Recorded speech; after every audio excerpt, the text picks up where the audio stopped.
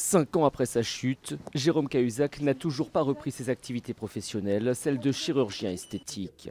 François Patriat, président du groupe La République En Marche au Sénat, est l'une des rares personnes à lui parler régulièrement. Tout le monde lui tourne le dos aujourd'hui. Il vit, c'est vrai, un peu seul, un peu en ermite aujourd'hui, entre Paris et puis sa maison familiale.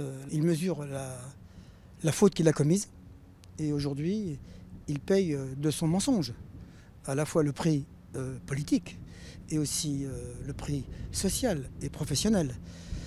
Puisqu'il n'a plus d'avenir politique aujourd'hui, il le sait. Socialement, pour lui, c'est difficile.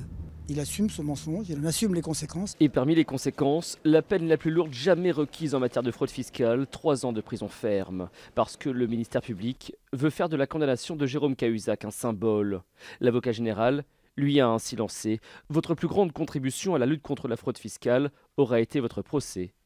Vous serez une jurisprudence. » Ce qu'a demandé l'avocat général est logique au regard de la gravité de ce dossier.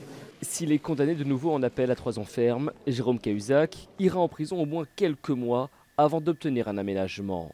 Son avocat, Éric Dupond-Moretti, a supplié les juges de lui éviter cela. Est-ce que vous avez peur un jour d'être derrière les barreaux? Alors je vais vous dire que oui, j'ai peur. En dernier recours, Jérôme Cahuzac pourra former un pourvoi en cassation dans les 5 jours.